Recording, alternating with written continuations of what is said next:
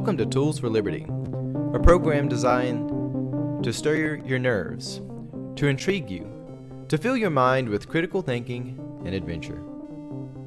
Today we will be discussing the need for valuing good and bad, and also we'll discuss some fun and maybe terrible stories.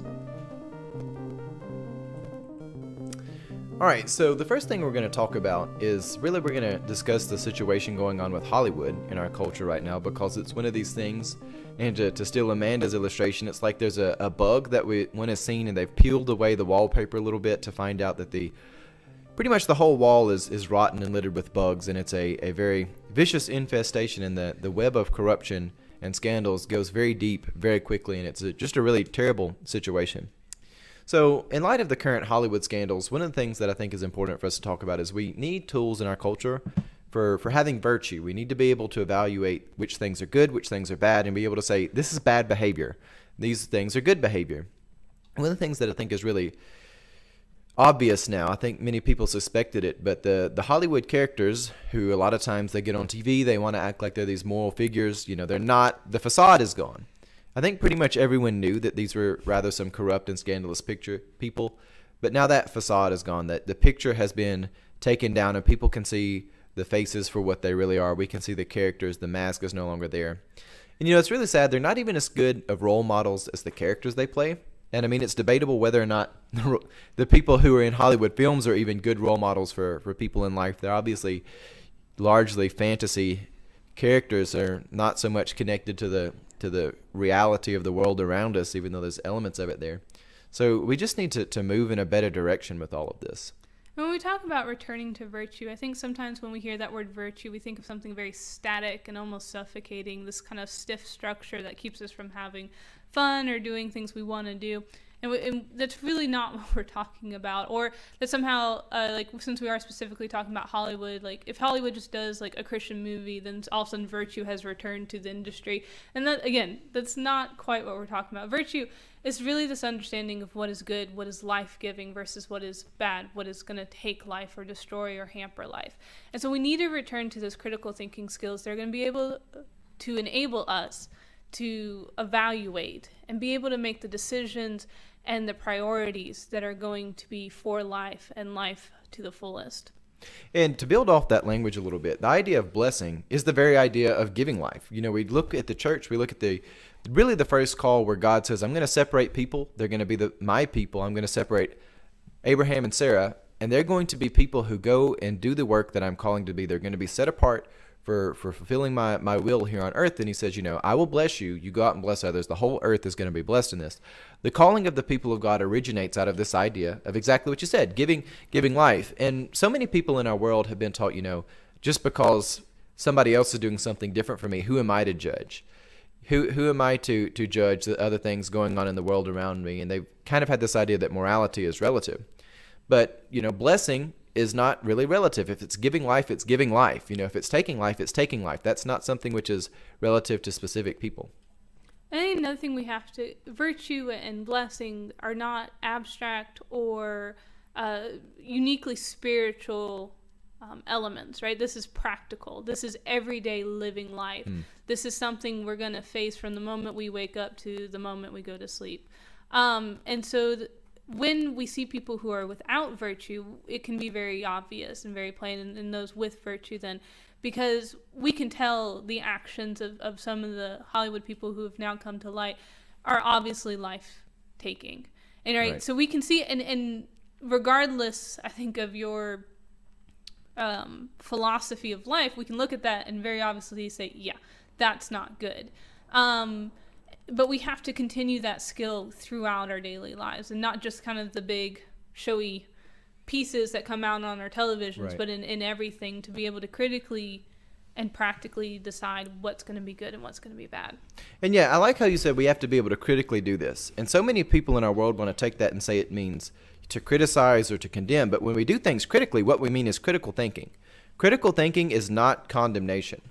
And again, being the sort of pastor that I am, being the minister, If we go back to the Greek language, we actually find two words that are often translated in English as judge, or judging and judgment. It's the idea of krino and kriso. One of them is where we get the English word crisis. That's the word that means condemnation, but there's also the Greek term krino, which means to just consider something, to think about it. The judgment, the sort of noun version of that is to go out and actually, administer justice. But the idea of just considering, thinking about something, that is krino, and that is a type of judgment and type of judging when we say we're going to evaluate the world around us. If it's in the middle of winter and I wake up and I go outside and it's wet and it's cold, I'm going to judge the situation and say I need to put on the proper clothes from this. It's not anything to do with condemnation. Again, it's a different word, it's a different concept. And we really need to be able to separate out the difference between the two. We really need to have tools for evaluating and saying, as just a rational human being who wants to give life to the world, these things are bad, these things are much better. I think by understanding this language helps give us the opportunities to really look and to not feel like we're doing something bad when we judge, because we're not. And I think all people judge and not condemn. Let's continue to make sure our language is clear. But like you said, you judge when you go outside what kind of clothes are appropriate for the weather. You judge anytime you drive your car, or you make decisions. And so by allowing ourselves to understand this language, and then also the truth of the matters, we are freed up to do what needs to be done and to decide what is good and bad. And at some points, I think there are things that are so evil and cause such suffering that we can condemn them.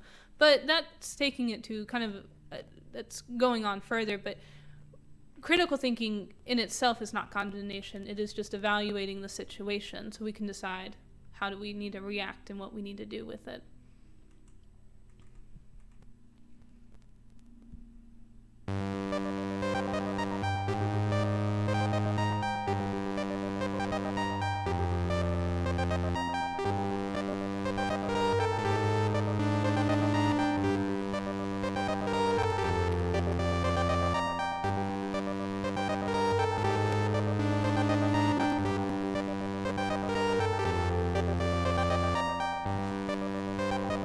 The Lampton Worm. Alright, so we're going to be talking about dragons in our next segment today. So this is something which is really interesting because dragons are really found in ancient cultures and modern cultures all around the world. You can probably even go to a gas station and find something with a dragon on it. You can find some really interesting statues, really interesting pieces of art that people have put a lot of time and energy into, and you can find some really fascinating tales, really fascinating pieces of fiction, really good myths, and even virtue-oriented stories that we have throughout history that all feature dragons. But the thing that's so bizarre about them is, as opposed to many other creatures and animals in the world, dragons aren't necessarily real, and especially not real in the sort of pop culture version where it's this idea of either a long snake-like creature without legs, or one that has 2 legs and has wings, or maybe one that has 4 legs and wings. There's a few different variations on what a dragon looks like. But unmistakably, there's something found all around the world. Well, we're going to hear an old story called the Lampton Worm and figure out what in the world the term worm has to do with dragons and how all of these things relate to one another. In Old English, worm did not refer to just earthworms. It also referred to serpents and snakes and dragons. It was spelled either W-U-R-M or W-Y-R-M. And so here we've got the introduction to the story of the Lampton Worm. The youthful John Lampton decides to go fishing instead of going to church, but while on his way was warned no good can come from skipping church. Lampton paid this no mind and headed down the river anyway. Lampton doesn't catch anything until he pulls out a snake-like creature with 9 holes in each side of its head, saying he had caught the devil. Utterly disgusted, he throws the creature into a nearby well. John Lampton soon becomes an adult and joins the Crusades for salvation from his rebellious past. During this time, the worm grew to be gigantic and terrorizes the land. It would devour cattle and at times people, men, women, and children if it could. It eventually makes its way to the Lampton Manor, where John's father would sate the worm's appetite with 20 gallons of milk in a trough every day. It was so huge that after it had its fill, the worm would rest and coil itself around the base of a hill. Many people came to face the serpent, villagers and knights, but the creature had the ability to reattach severed limbs with little to no permanent damage. Anyone near enough to the worm might find themselves coiled around and crushed to death. 7 years after John leaves the Crusades, John returns home to see his stomping grounds in ruins. He seeks to destroy the worm and pays a visit to a nearby witch. She tells him to have the blacksmith put spikes on his armor and fight the worm when it is near the river. However, this advice would require him to kill the first thing he sees after the battle, else he and his line be cursed never to die a peaceful death in bed for 9 generations. Lampton sees a loophole in this and arranges for a hunting dog to be sent after him at his bugle signal, and finally finds the opportunity to fight the worm in a river, and in which the same river where he caught the worm.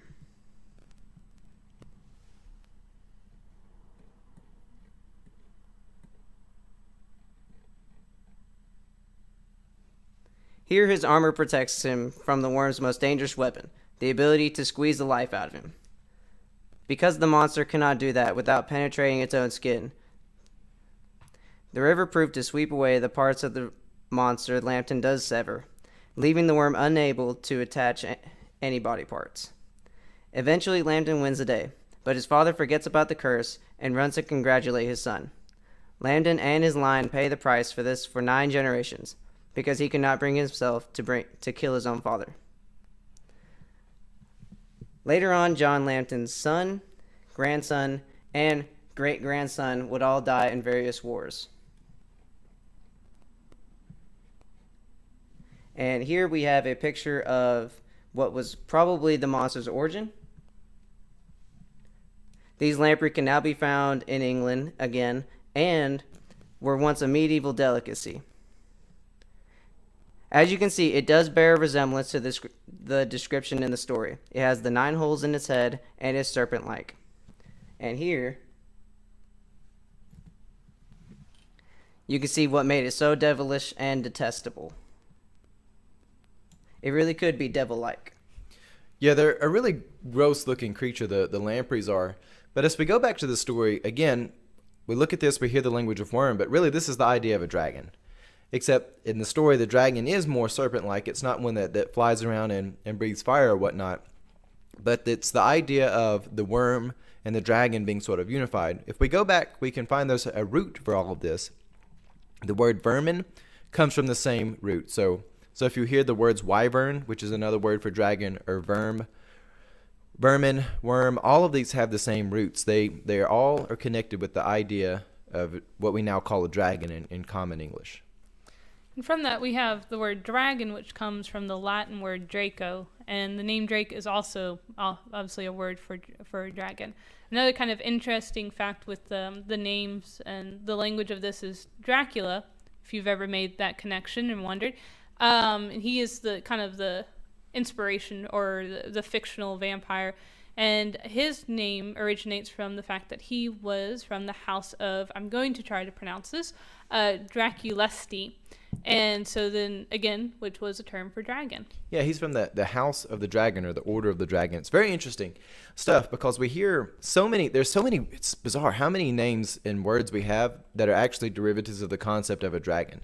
When you see how that fragments off, you have verm, and then you have on the other side the idea of drake. There's a whole lot of names, and I'm sure there's more than I'm even aware of when we were putting all this together that really have their origins in the concept of the dragon. So the question we may have when we come to this is, why are so many cultures filled with legends of dragons if there's something which isn't real in the same way that other real-life monsters are? There's plenty of monsters out there that are pretty creepy. If one sing the lamprey, unmistakably that's a really creepy thing. I don't know anybody that goes out fishing that would want to pull that out of the water. Well, an interesting theory is that dragons may be more real than we give them credit for, just not real in the same way that other monsters are. There's a pretty good theory going around, and you get different people who have come together with this theory that dragons are really the collection of all of our fears of apex predators.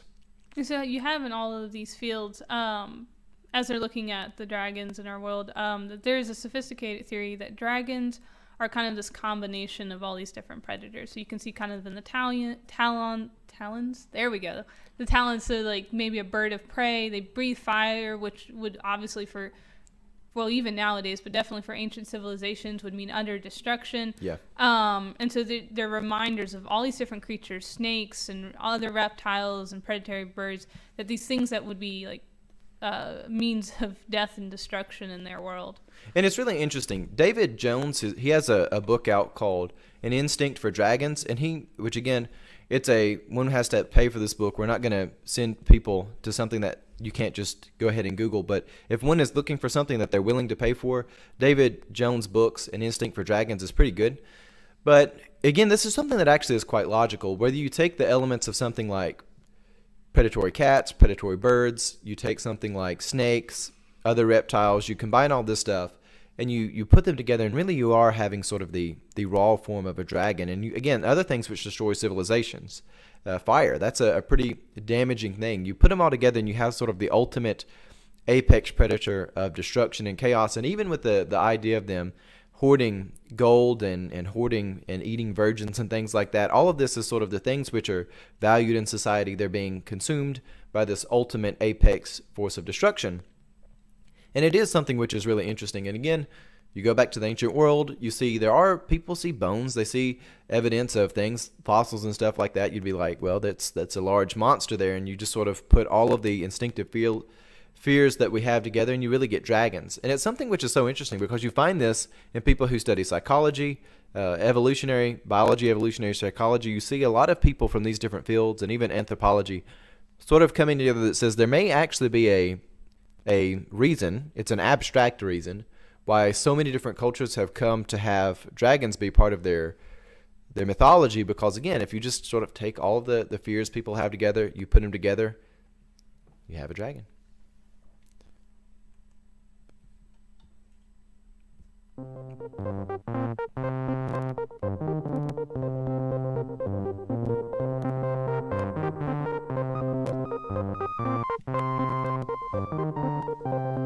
Well, next we're going to be returning again to Ion by Plato. Last week we looked at this question where Socrates, he asked him, he says, you're beautiful. Why is it that the artist does what the artist does? And Ion says, the most laborious thing I do is interpretation. And he makes this case that the artist is connected to truth. And as the artist is connected to truth, they must interpret truth. There's this idea that beauty is the interpretation of truth. And so what we're going to look at today, again, returning to Plato's Ion, is the conversation between Socrates and Ion, and we're talking about the need for the tools to value what is good and bad. Yeah, it's easy for people to critique from one side. There are people who want to say, well, everything's bad. I don't like stuff. Everything's just absolutely negative. And it's easy to be in that place, but it's really hard for people to do healthy criticism and then for also to be sort of assertive in the things in the world that need to be treated that way. There are things which actually do need to be condemned and we need to say are bad, but there's also a need to be peaceful. There's a healthy balance that needs to be when we respond to the world around us to say these things we will be assertive with, these things we will be peaceful with. There's a huge need for that, and that's where we're going to be looking now as we return to Ion as we read through this story. All right. Got it on the right part. And again, I'll be reading Socrates and Dylan will be reading Ion. But what about matters in which they do not agree? For example, about divination, for which both Homer and Hesiod have something to say. Very true. Would you or a good prophet be a better interpreter of what these two poets say about divination? Not only when they agree, but also when they disagree. A prophet. And if you were a prophet, would you not be able to interpret them when they disagree as well as when they agree? Clearly. But how do you come to have the skill about Homer only, and not about Hesiod or the other poets? Does not Homer speak of the same themes which all other poets handle? Is not war his great argument, and does he not speak of human society, and of the intercourse of men, good and bad, skilled and unskilled, and of the goods conversing with one another and with mankind, and about what happens in the heaven and in the world below, and the generations of gods and heroes? And are not these the themes of which Homer sings? Very true, Socrates. And do not the other poets sing of the same? Yes, Socrates, but not in the same way as Homer. What, in a worse way? Yes, in a far worse. And Homer in a better way? He is incomparably better. And yet, surely, my dear friend Ion, in a discussion about arithmetic where many people are speaking and one speaks better than the rest, there is somebody who can judge which of them is the good speaker. Yes. And he who judges of the good will be the same as he who judges of the bad speakers? The same. All right, so let's just take a few moments and step back from this text from just a few moments and see what we're hearing. Obviously, there's the language in there about Homer. Homer's sort of a contemporary writer from that time. He was very popular at that point in time in the ancient world. But also, you can see just how important Homer was because he's still a name that people are familiar with today. But as we go back and we examine this, there's this understanding that if you can value good, speaking about arithmetic, you can also be the same person to evaluate that which is bad. In other words, there's a consistent theme that if you can look at someone who, like Ion, who is a rhapsode, who they take and perform poetry, some of them do it well, some of them do it bad. Some writers are good, some are bad. Not everything is equally good, not everything is equally bad. Not all interpretations are equally good, not all interpretations are equally bad. Ion is making the case that if one has the capacity to go out and be assertive and say, this is bad, then one should also have the ability to go out and say, this can also be good. And one of the other things that we see as we come to this is that he's really making the case that Homer's work is higher quality. And again, if you go back to what is going on in the text of Ion, there's this idea that is connected to truth. Homer, again, he's a contemporary writer of the day. We can see elements of that going on. But this is something which is really just important for us to see the conversation that's going on there with Ion. It's something which is so meaningful. They were hashing out this argument that people should be able to value both good and bad in the ancient world. And it's an argument that we still need to have today. We still need to understand, again, in the context of the things going on in Hollywood, what happens when you remove the tools for valuing good and bad. Chaos just ensues. Mm-hmm.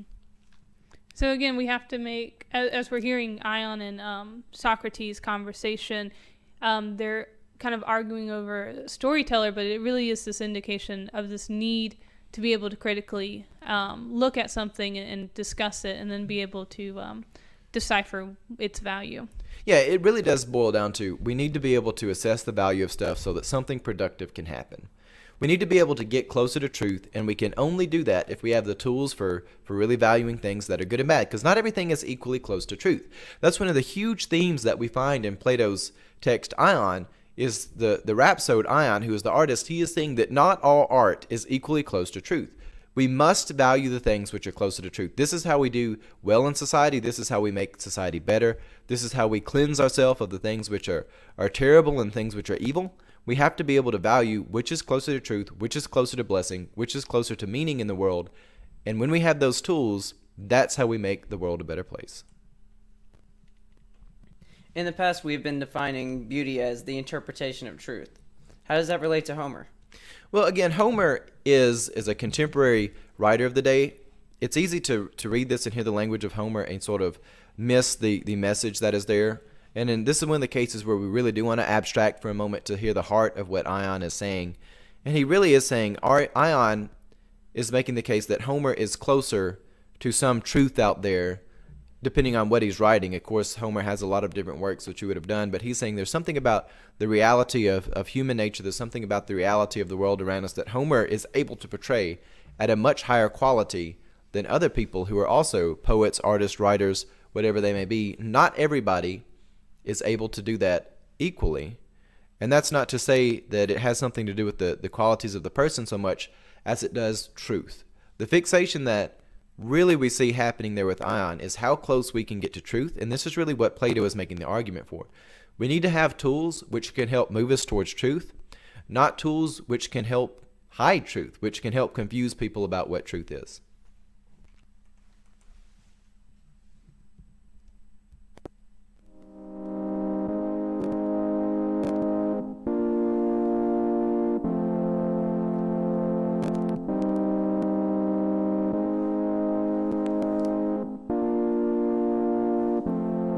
All right, so the next thing we're going to do is we're going to talk about Job. We're We're going to take a look. Job is this cryptic book, so we're not going to read so much out of Job 34. But if anyone does want to go and research some scripture, Job 34 is where I send you to look, really verses 1 through 4. And so to give us a little context for our conversation, Job is a book from our scripture. It's an ancient text. And often we kind of even know it in pop culture. We hear it just when we describe someone who has faced insurmountable amounts of suffering. And often we associate Job with random suffering, or that kind of God is up there arbitrarily punishing people, giving them suffering for the sake of it, which is very contrary to the book of Job if you really read it, and also to the character of God. But anyways, it does, as we're reading the book of Job, it gives us a question. Can righteousness be real? And can people really be good? So can there be a movement towards right order? And as we read the text, we see that it is structured very much like a trial. Yeah, and just to really realize this is structured like a trial, even the one who we normally have translated as Satan, he is the accuser. You have the accuser who comes in and makes this initial claim. He says, Job is not really righteous.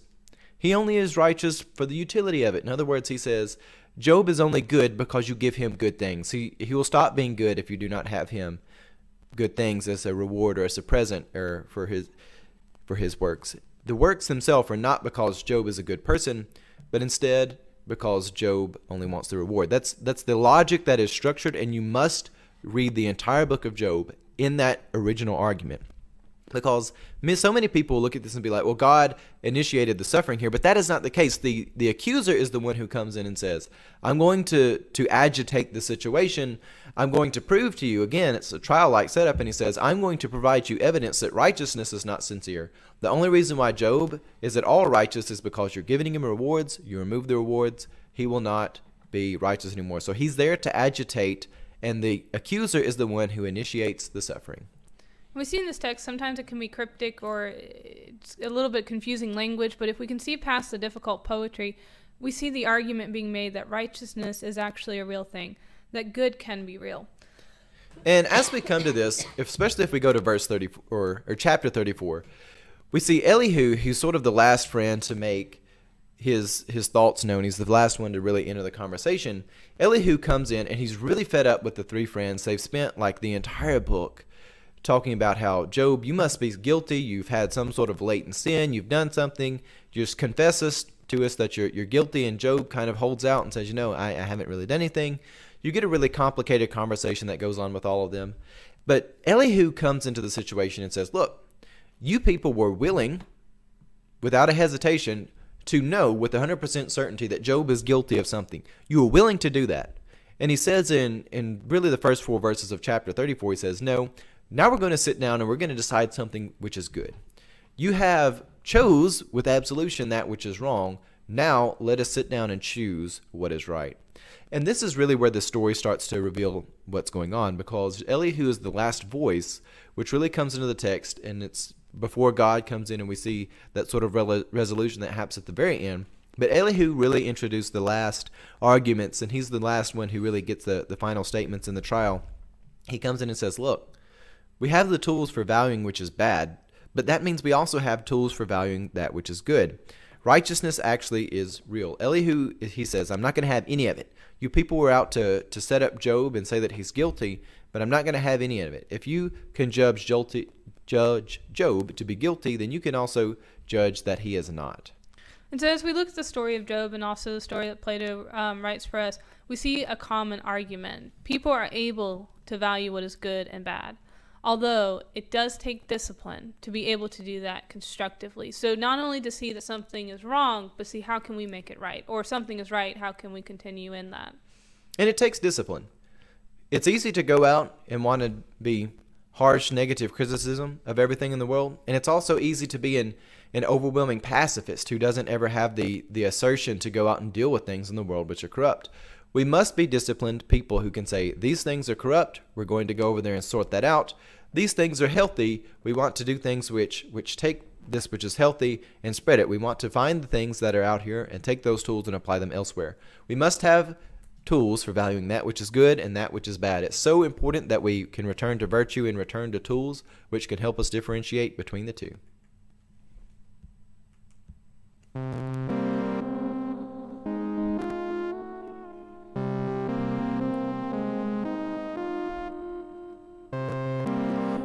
right, well, the next thing we're going to do is we're going to move away from Ion and move away from the book of Job, and we're going to go somewhere which is somewhere between terrible and fun. We're going to be looking at two stories now. We're going to be looking at the Seguin Lighthouse and a floating log. And as boring as that sounds, we're going to talk about a floating log today. I imagine people who are listening to this are like, why in the world did I tune in to hear people talk about a floating log? Well, let's start with the Seguin Lighthouse, and then you can be the one who judges whether or not these were worth your time or not. So the Seguin Lighthouse is off the coast of Maine. It was built in 1857. It's on a 64-acre island there. It's just a few miles off the coast. It's not too far from civilization, but at the same time, if you go back to the 1850s, you go back to the 1800s, being on an island off the coast of Maine, living there, trying to just run a lighthouse is a pretty isolated place. But there's an interesting thing which has happened here, because this is a place that is known for paranormal activity. It's known for being haunted. But let's hear what this story is behind the Seguin Lighthouse. So we have the legend of the lighthouse is rooted in a murder that sounds like the perfect thriller. Before the lighthouse was automated, a man and his wife lived in the lighthouse to maintain its functioning. Though they were just a few miles away from the mainland, life in the mid-1800s was quite detached when one lives on an island. The wife was a piano player, and the horror begins when she decides to pick out a new piece of music to play. With great discipline, she dedicates her skills to mastering this single piece of music, and not to be distracted by variety.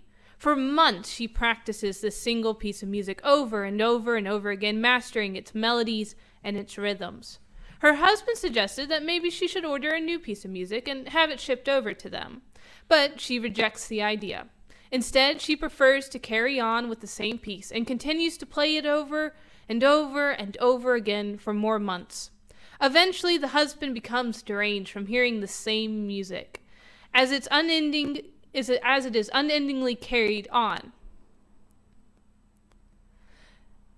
Infuriated by this music, he decides to take an axe to the piano. And when the wife sees this, she complains.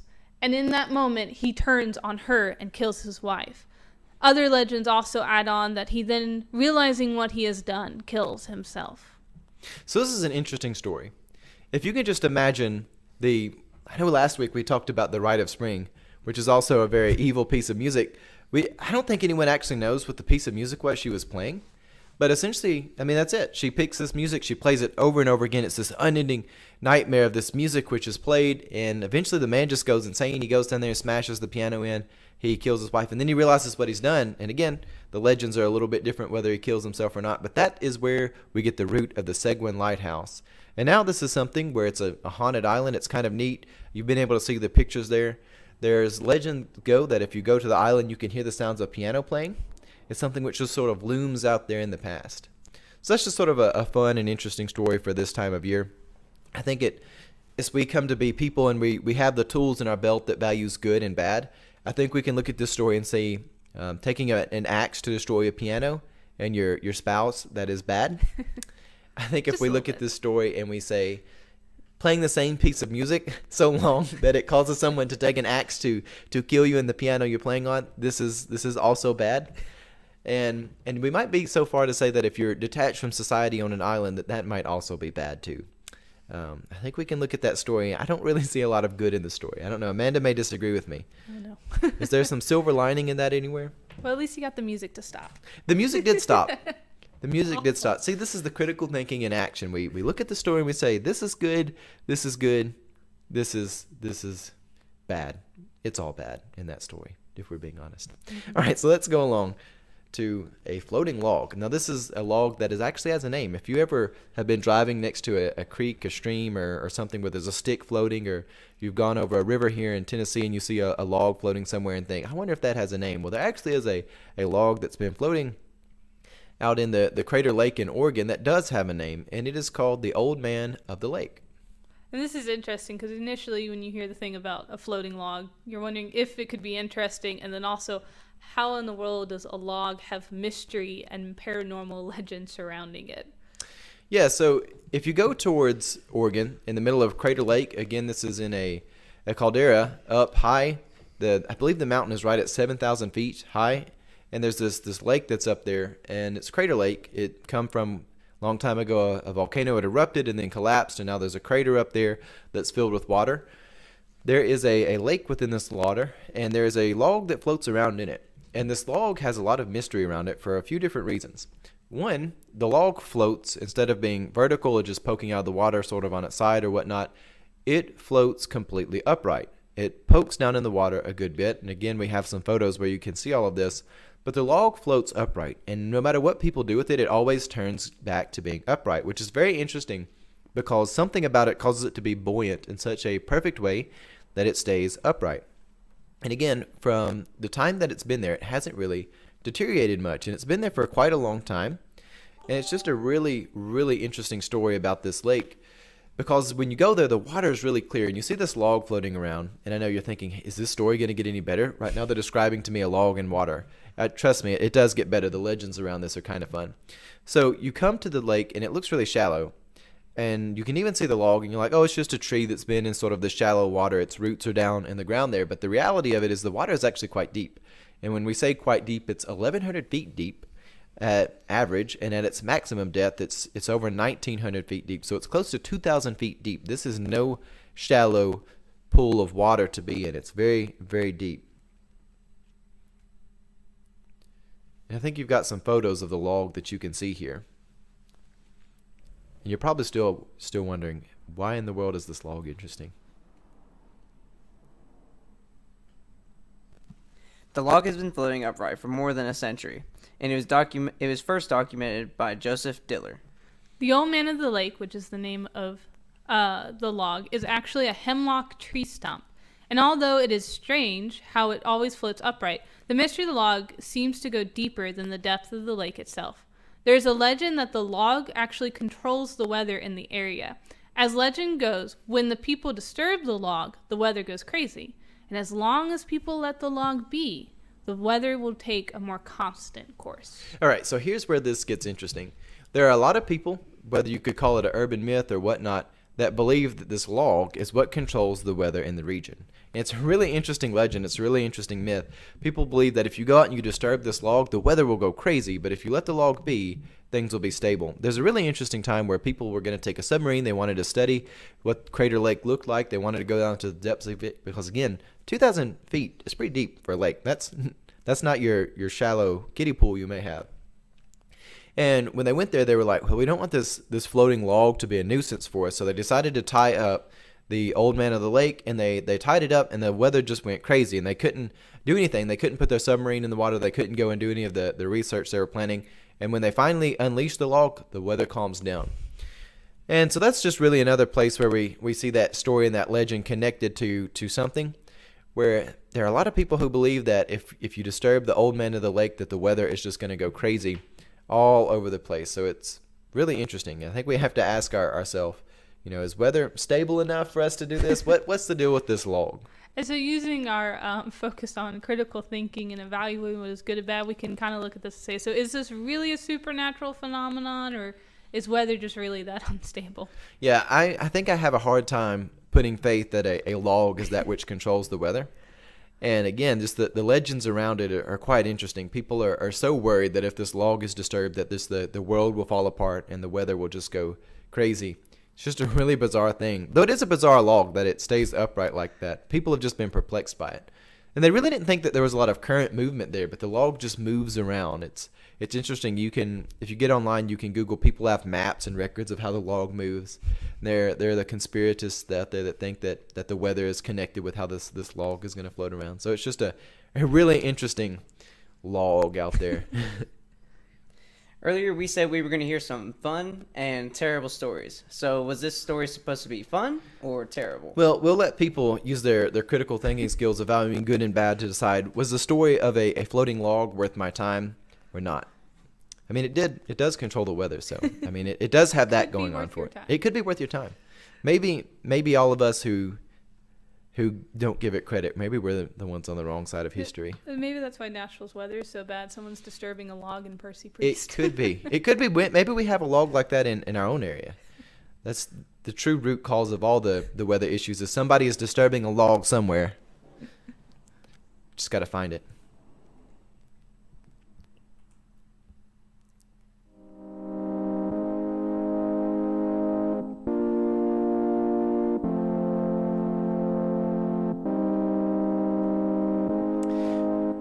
All All right, so let's go ahead and wrap up our program today.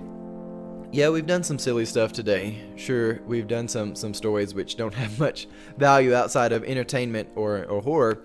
But in all honesty, the idea of being able to value good and bad, being able to value blessing and evil, being able to separate things which are cursed out from those things which give life, these are something our society desperately needs to return to.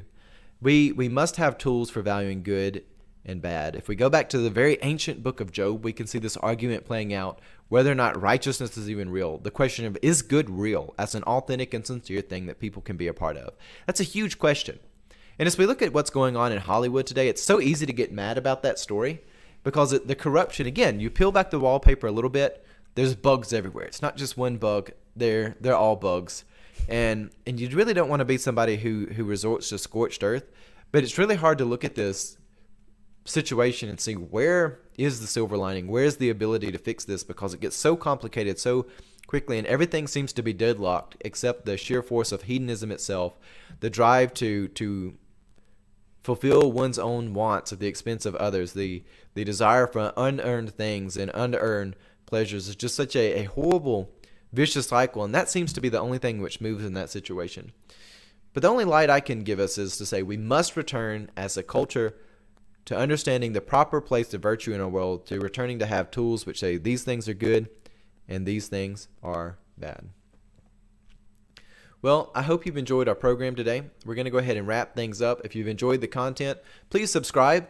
We're on a lot of different platforms now. You can get on YouTube, and you can just do a search for Kingdom of the Logos, and you'll find our brand new YouTube channel. It is one that we're needing to get more subscribers on, so if you really enjoy this, please search for us on YouTube. Under Kingdom of the Logos, you'll find a channel with that name. Please subscribe to it. You can also find us on Facebook at facebook.com/Kingdom of the Logos. You can find us on SoundCloud, and you can also find us on Castbox. If you do a search for Tools for Liberty on either of those, or you can do a search for Kingdom of the Logos, you can search by the program name or the umbrella name for all the stuff we have going on. But with that, I hope you have a blessed day. I hope we've stirred your nerves a little bit. I hope we've intrigued you with a few things, and I hope we've helped you develop some critical thinking tools for valuing that which is good in life and for being able to evaluate that which is bad and say we've got to root this stuff out. So with that, have a blessed day.